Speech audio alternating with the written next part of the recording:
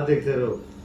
नमस्कार दोस्तों, स्वागत है आपका हमारे YouTube channel your legal rights में। दोस्तों, आज का जो हमारा बहस का मुद्दा है वो है AIB यानी ऑल इंडिया बार एग्जामिनेशन, जिस पे हमने लास्ट टाइम पे एक वीडियो भी अपलोड किया था कि ये जो भ्रष्टाचार की इसमें से कहीं बू आ रही है। और आज ही तत्काल में एक मामला सुप्रीम कोर्ट के अंदर भी पेंडिंग चल रहा है, जिसमें वकील साहब ने याचिका लगा रखी है कि ये जो एग्ज़ाम है इसको बंद करना चाहिए।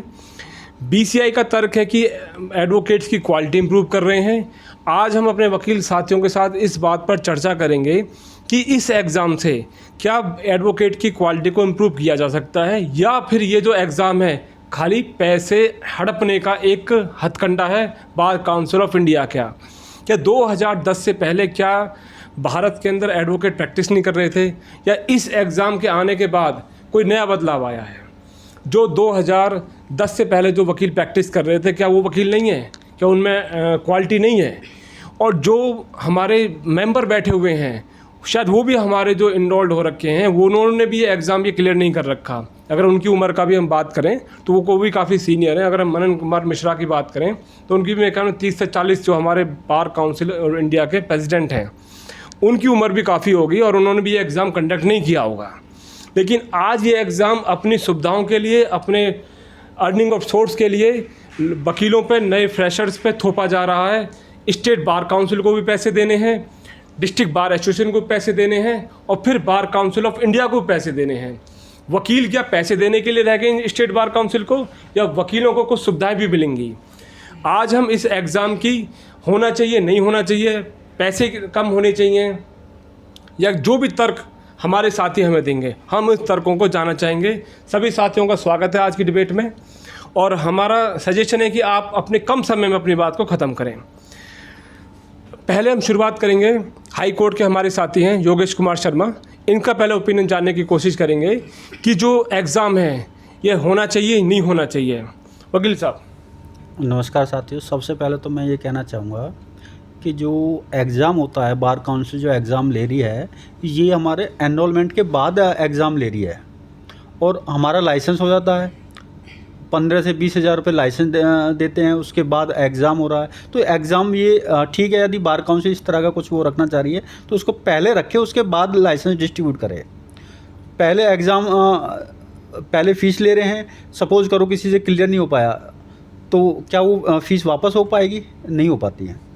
दूसरी चीज़ जो मैं कहना चाहूँगा कि बार काउंसिल को ना सभी वर्ग के लिए सोचना चाहिए। आज जो इन्होंने फ़ीस रखी हुई है 3500 रुपये, 3550 रुपये, ये मुझे लगता है कि इन्होंने जो मध्यम परिवार से हैं, जो गरीब परिवार से हैं, उनको ध्यान में रख के नहीं करी है। शायद कहीं ना कहीं इन्होंने ये अपना एक कहते हैं अपनी ट्रेजेडी को फुलफ़िल करने के लिए कर रखा है। लोअर पता नहीं कौन बंदा किस परिवार से आता है, पहले वो लाखों रुपए खर्च करता है, अपनी LLB में खर्च करके आ रहा, फिर उसके बाद वो एनरोलमेंट के लिए फ़ीस देता, जो कि आज के टाइम में 20-25 हज़ार रुपये बहुत हैवी फ़ीस लगती है। उसके बाद फिर से एक इन्होंने क्राइटेरिया बना दिया कि भाई बार काउंसिल एग्ज़ाम के लिए आप फ़ीस दो। तो मुझे लगता है कहीं ना कहीं इसमें मध्यम परिवार या गरीब परिवार, वो बच्चे इस लाइन में नहीं आ सकते। तो ये चीज़ मेरे हिसाब से बंद होनी चाहिए। यानी वकील साहब का कहना है कि हम पहले LLB का एग्ज़ाम भी क्लियर करते हैं, फिर स्टेट बार काउंसिल में रजिस्ट्रेशन कराते हैं, उसके बाद फिर एक एग्ज़ाम देते हैं। अगर BCI को एग्ज़ाम लेना ही है तो रजिस्ट्रेशन कराने से पहले ले ले, या फिर LLB करने से पहले ले ले। नहीं, LLB करने से पहले तो देखो, जिस चीज़ की हमें नॉलेज नहीं होगी तो उस चीज़ को तो हम कैसे क्रैक कर पाएंगे। मेरा जो हमने लॉ कर ली है, ठीक है, एग्ज़ाम आप कर सकते हो, आपकी प्रेरोगेटिव है, पर उसके लिए ना आफ्टर मतलब लाइसेंस देने के बाद आप ये चेक कर रहे हो उसकी क्वालिटी क्या है, तो ये चीज़ पहले होनी चाहिए। मतलब एग्ज़ाम जो है वकील पहले बन जाते हैं, बाद में हमारी क्वालिटी चेक हो रही है। तो ये एक मुझे लगता है कि एक ना एक शर्मिंदगी वाला क्वेश्चन है कि भाई वकील बन गए हैं, क्वालिटी है या नहीं है, बाद में आ रही है।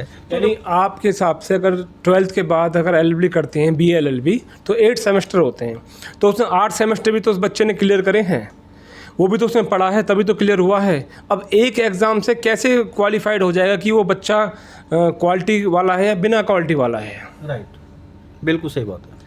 अब हम हरीश कुमार शर्मा जी से बात करेंगे। हरीश कुमार शर्मा जी, आपकी क्या राय है इस मामले में? मेरी राय है इसमें, ऑल इंडिया AIB जो एग्ज़ाम हो रहा है, ऑल इंडिया बार एग्ज़ाम जो हो रहा है, वो बार काउंसिल ऑफ इंडिया करा रही है, बहुत अच्छी बात है। उनको अगर लगता है कि इससे क्वालिटी इंप्रूव होगी एडवोकेट्स की, न्यूली एडवोकेट्स की, मेरी समझ में क्वालिटी इंप्रूवमेंट नहीं होगी उससे। मुझे लग रहा कहीं ना कहीं एक ये न्यू कमर्स के लिए बर्डन है, और बर्डन सबसे बड़ा, आज के न्यू कमर्स के पास कोई सोर्स ऑफ इनकम नहीं होती है। वो आते हैं और ये पैसे पहले 2560 रुपये था, फिर 3600 3650 रुपये कर दिया गया, तो साल दर साल ये फ़ीस बढ़ाई जा रही है। या तो फ़ीस एक फ़िक्स कर दे भाई, 2500 रुपये फ़िक्स है और आप इसमें मल्टीपल चांसेस न्यू कमर्स जो हैं वो दे सकेंगे, उसके बाद आपसे कोई फ़ीस नहीं ली जाएगी। चाहूँगा 2500 रुपये, हिंदुस्तान के अंदर कोई एग्ज़ाम ऐसा जिसकी 2500 फीस ली जाती हो? फ़ीस भी बहुत ज़्यादा है। IPS IAS जो एग्ज़ाम दिए जाते हैं उसमें भी 600 700 रुपये 500 रुपये फ़ीस, 1000 रुपये मैक्सिमम। 1000 रुपये मैक्सिमम फीसिस होती है। इसमें फ़ीस भी ज़्यादा है, फ़ीस भी कम किया जाए, और फ़ीस कम के साथ साथ न्यूली कमर्स एडवोकेट्स को जो AIB में एप्लीकेंट होते हैं उनको मल्टीपल चांसेस दिए जाएं, जिससे वो इस तरह की जो प्रॉब्लम्स है उनको फेस ना करें। यानी आपका कहने का मतलब है कि वकील साहब को कई चांस देने चाहिए इस एग्ज़ाम के इस लिए, एग्ज़ाम को देने के लिए। यानी अगर वो एक बार में क्लियर ना कर पाए तो दोबारा फीस ना लेनी चाहिए। फीस ना ली जाए उसको, 2 3 4 बार, जितनी जब तक उससे नहीं होती उससे फिर दोबारा कर फीस ना ली जाए उससे। एक बारी फीस ले लो एक बार फीस और ले लो। मल्टीपल चांस दे दो। सुनील जी, आपकी क्या राय है इसमें? नमस्कार साथियों, मैं एडवोकेट सुनील अरुआ। मेरे अपने विचार ये हैं कि जो ये एग्ज़ाम कंडक्ट किया जाता है ये गलत है। ये एक तरीके से AIB अपना खजाना भरने का काम करता है, क्योंकि जो बच्चा 3 ईयर की जो लॉ कर रहा है, यानी 6 सेमेस्टर वो देता है, 6 सेमेस्टर में लगभग 30 सब्जेक्ट वो क्लियर करता है। जब वो 30 सब्जेक्ट वो क्लियर करके पास हुआ है, आगे आया है, तो इसका मतलब ये है कि वो अच्छा पढ़ा लिखा बच्चा ही होगा और अच्छा नॉलेजेबल होगा। तो इस एग्ज़ाम की कोई रिक्वायरमेंट ही नहीं है मेरे अकॉर्डिंग, क्योंकि ये सिर्फ़ और सिर्फ AIB का अपना खजाना भरने का स्कैम है, एक बहुत बड़ा स्कैम है, इसकी ज़रूरत नहीं है। यानी आपके हिसाब से पैसे भरे जा रहे हैं जी, अपना जेब भरी जा रही है। बिल्कुल। यानी आपके हिसाब से एग्ज़ाम नहीं होना चाहिए, सिर्फ नए वकीलों पे पैसे का बटन डाला जा रहा है। श्याम जी, आपका क्या कहना है? नमस्कार दोस्तों, मेरा मानना ये है कि पहले तो आपका सवाल ये है कि एग्ज़ाम होना चाहिए या नहीं होना चाहिए, और एग्ज़ाम हो रहा है तो उसका क्या रीज़न है एग्ज़ाम लेने का।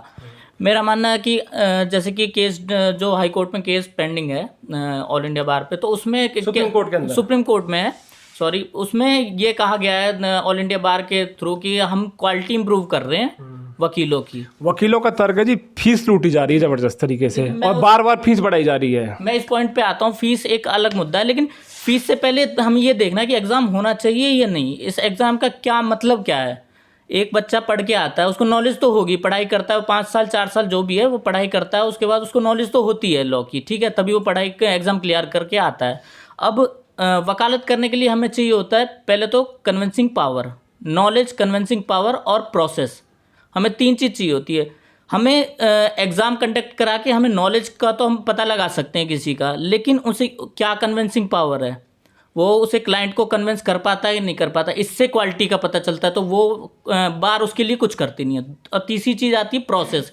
प्रोसेस भी हमें कैसे पता चलेगा? एग्ज़ाम से प्रोसेस नहीं पता चलेगा। कोर्ट में क्या प्रोसेस चल रहा है वो हमें या तो कोर्ट में प्रैक्टिस करने से आता है, या हमें सेमिनार के थ्रू, या जो भी जिस फील्ड में हम प्रैक्टिस कर रहे हैं उसके थ्रू हमें पता चलेगा। लेकिन एग्ज़ाम का कोई औचित्य नहीं है, ये सिर्फ पैसे भरने के लिए बस कर रही है। और कोई 2010 में ये एग्ज़ाम स्टार्ट हुआ था 11 के अंदर, जो भी हमने एक RTI लगाई थी उसमें डाटा निकल गया 2011 से लेकर 19 तक का, कोई 4.5 लाख लोगों ने ये एग्ज़ाम दिया। अगर हम 2022 तक की बात करें तो एवरेज के हिसाब से हमने 40,000 पर संख्या के हिसाब से जोड़ा था, तो 5,60,000 कैंडिडेट अब तक ये एग्ज़ाम दे चुके हैं। इसमें हमने एवरेज लगाई थी 2500 रुपये, पहले एग्ज़ाम था 2600 कुछ रुपये, और आज 3600 रुपये है। तो एवरेज लगा के हमने आंकड़ा जोड़ा 174 करोड़ रुपए इस पेपरों से, इस एग्ज़ाम से बार काउंसिल ऑफ इंडिया के पास इकट्ठा हो चुका है। लेकिन बार काउंसिल ऑफ इंडिया से एक सवाल और पूछा था कि आपने एडवोकेट का वेलफेयर कितना किया है, तो उसका जवाब आया था 0, हमने कोई वेलफेयर नहीं किया है। आपकी इसमें राय? वही बात मैं कह रहा था कि पैसे तो लिए जाते हैं एग्ज़ाम के नाम पे, और पहली बात तो एग्ज़ाम कोई इतना बड़ा एग्ज़ाम नहीं है जिसको कंडक्ट कराने के लिए इतने उनके एक्सपेंसिव होंगे। और भी एग्ज़ाम एसएससी वगैरह कराती है 500-600 रुपये, हद से 1000 रुपये जो आपने बताया था, 1000 रुपये इनफ है।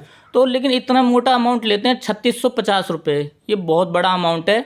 ये इसके और भी बार तर्क देती है कि हम वेलफेयर के लिए करते हैं, लेकिन मैं भी एक एडवोकेट हूँ, मेरे को पता है वेलफेयर हमारा कोई वेलफेयर नहीं करती है बार, और हमें आज तक कोई इससे बेनिफिट नहीं मिलता, ठीक है। और स्टाइफंड की बात पता नहीं कब से चल रही है, स्टाइफंड आज तक किसी बच्चों को नहीं मिला। जो न्यूली कमर बच्चे होते हैं वो फाइनेंशियली क्राइसिस को वो करते हैं। प्रदीप जी, आपका क्या कहना है?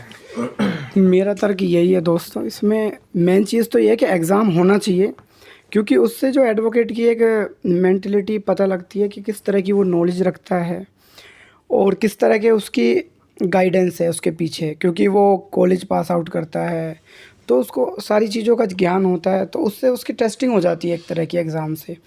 बट मेन इशू जो है वो ये है कि फ़ीस काफ़ी हाई फाई है, तो इसलिए इस एग्ज़ाम की ना फ़ीस घटाई जाए, या फिर अगर वो एक बार फेल हो जाता है तो उसको कई चांसेस दिए जाए उसी फ़ीस में, क्योंकि उससे इतनी मोटी फ़ीस ली जाती है, उसके बाद वो अगेन एंड अगेन अगर बार फेल हो जाता है तो उसको दोबारा से वही पैसे देने पड़ते हैं। और उसके वेलफेयर की अगर मैं बात करूं तो बार काउंसिल इतना मोटा पैसा ले रही है एक एग्ज़ाम के लिए, बट वेलफेयर के नाम पे ना कोई फैसिलिटी नहीं है। अगर हम कोर्ट की बात करें तो एडवोकेट्स के लिए कोई वहाँ पे फैसिलिटी नहीं है। न्यू कमर जो एडवोकेट आ रहे हैं उनको किसी तरह का कोई स्टाइफंड नहीं मिलता है, किसी तरह के कोई पैसे नहीं दिए जा रहे, तो ये बहुत गलत है। या तो ये एग्ज़ाम इनको ख़त्म कर देना चाहिए, क्योंकि टेस्टिंग के लिए ऑलरेडी वो 5 साल और 3 साल की लॉ करके आता है, वहाँ पर एग्ज़ाम देता है और वहाँ पे मूट कोर्ट भी है, कई सारी चीज़ होते हैं। यहाँ पे प्रैक्टिकल नॉलेज एडवोकेट को देनी चाहिए अगर आप उसकी क्वालिटी को इम्प्रूव करना चाहते हो। प्रैक्टिस की नॉलेज देनी चाहिए एडवोकेट को। एग्जाम तो बहुत क्लियर करके आ चुका है। एक सवाल और निकल के आता है, हिंदुस्तान के अंदर आप लोगों ने सुना है कि कहीं भी किसी भी एग्जाम हो, एसएससी का हो, जुडिशरी का हो या आईएएस का हो, किसी में भी आप बुक लेके जा सकते हो? उन एग्ज़ाम में बुक वगैरह शायद अलाउड नहीं है, जहाँ तक मुझे नॉलेज है। आपके हिसाब से? मेरे हिसाब से जब हम प्रिलिमिनरी एग्ज़ाम देते हैं तो उस टाइम पे कोई बुक अलाउड नहीं होती है, किसी भी एग्जाम में। और मेंस में बुक अलाउड होती है। आईएएस या एसएससी के एग्जाम में, प्रिलिमिनरी एग्ज़ाम में कोई बुक्स अलाउड, पीपी के एग्जाम में कोई बुक अलाउड होती है? कोई बुक अलाउड नहीं। मेरे हिसाब से जो ओपन बुक एग्ज़ाम है AIB का, ऑल इंडिया बार एग्ज़ाम, ये ओपन बुक बंद करना चाहिए, जिससे थोड़ा सा हम इस क्वालिटी को इम्प्रूव कर सकते हैं, जो हमारा बार काउंसिल का मेन एम है। शायद कहीं ना कहीं ये एक तो बुक एग्जाम ऊपर से 3600 रुपये, ये कहीं ना कहीं गलत है, और इस ओपन बुक एग्ज़ाम को भी बंद करना चाहिए। ओपन बुक नहीं होना आप चाहिए। कितनी किताब लेके जा सकते हैं एग्जाम के अंदर? किताब कितनी भी ले जा सकते हो। कोई इसमें कितने सूटकेस भर के ले जाते हैं लोग, सूटकेस भर के ले जाते हैं। एक नहीं कई सूटकेस भर ये के। आपका सवाल बिल्कुल सही है, और ये मैंने पहले भी दोहराया है।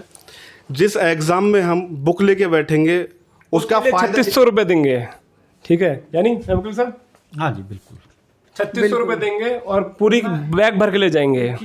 उस एग्ज़ाम का कोई फ़ायदा ही नहीं है। जिसे हम ओपन बुक करके एग्ज़ाम दे रहे हैं, उससे क्या ही वकील का क्वालिटी का पता चलेगा। जितने भी हमारे साथी बैठे हैं सब ने यहाँ पे AIB का एग्ज़ाम क्लियर कर रखा है। मेरा भी सर्टिफिकेट वो लगा पड़ा कोने में। यानी हम जो ये एग्ज़ाम जितनी यहाँ बुक रखी हुई हैं, आप सारी बुक लेके जा सकते हैं उस एग्ज़ाम को देने के लिए। उससे फिर वकील साहब क्या क्वालिटी चेक होगी जहाँ पे आप किताब खोल के देख रहे हैं? तो ये कोई क्राइटेरिया है ही नहीं कि भी आप ओपन बुक दे रहे हो उसके बाद आप, ये उनके लिए तो मैं मान सकता हूँ कि जिन्होंने कभी कॉलेज गए नहीं है, कभी उन्होंने, फिर जो कॉलेज नहीं गया वो वकील कैसे बन जाएगा? ऐसा है, बहुत सी यूनिवर्सिटी ऐसी है कि जो सिर्फ डिग्री बांटने में लगी हुई है। यानी बार काउंसिल को जो कॉलेज है उन पर नज़र रखनी चाहिए, करनी चाहिए, यूनिवर्सिटीज़ पे मॉनिटरिंग करनी चाहिए, कॉलेजेस पे। भाई का एक आंसर है।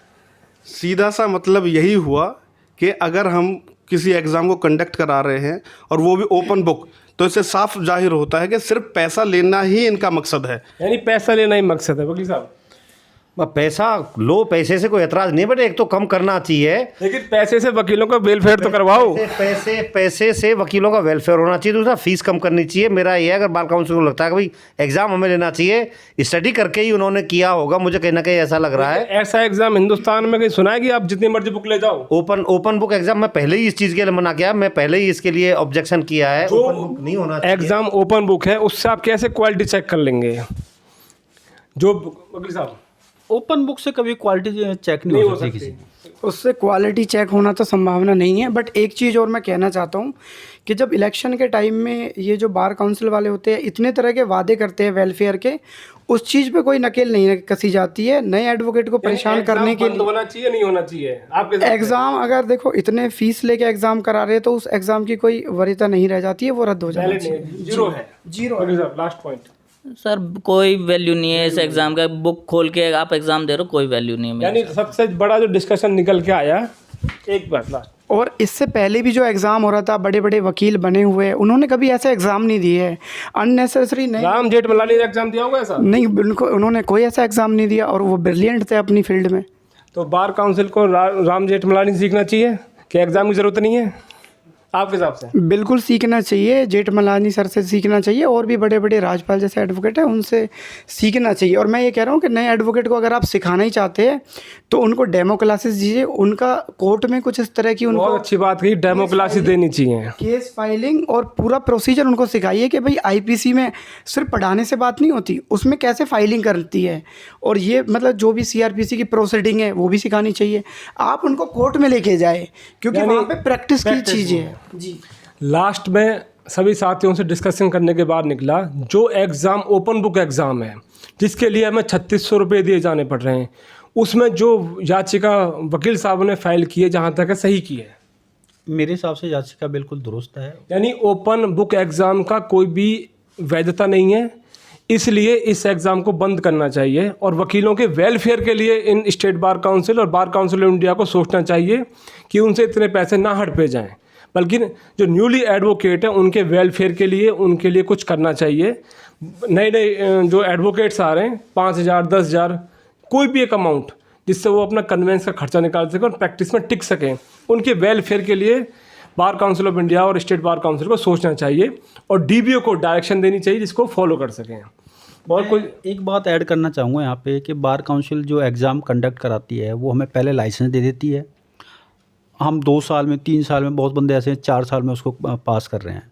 लेकिन एक चीज़ आती है कि भी जिस बंदे ने 4 साल में पास किया हो, ओपन बुक एग्जाम भी 4 साल में 4 साल में चलो पास कर भी लिया हो, मैं इस चीज़ पे आता हूँ, पास कर भी लिया, लेकिन 4 साल में उसने 1 केस 2 केस कितने बंदों के केस ख़राब करे होंगे सिर्फ उसकी इस वजह से कि भी वो कॉम्पिटेंट नहीं है। तो ये एग्ज़ाम यदि करवा के तो पहले होना चाहिए। मनीष कुमार शर्मा जी से लेंगे वकील साहब। मेरे व्यू यही है, मल्टीपल चांसेस होने चाहिए, फीस को कम किया जाए और वेलफेयर जो एडवोकेट्स का है उसके वेलफेयर के बारे में ज़्यादा ध्यान दे बार काउंसिल ऑफ इंडिया।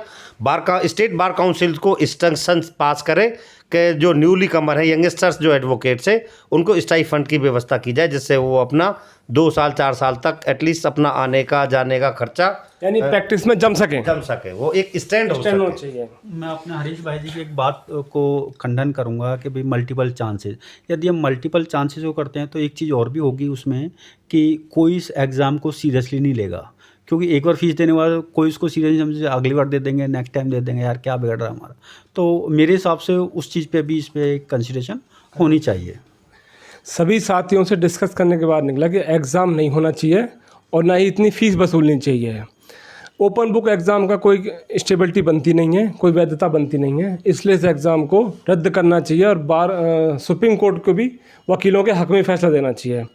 आशा करते हैं दोस्तों हमारे द्वारा किया गया डिस्कशन आपको अच्छा लगेगा और फिर नई वीडियो के साथ दोबारा मिलेंगे आपसे। तब तक के लिए नमस्कार, धन्यवाद।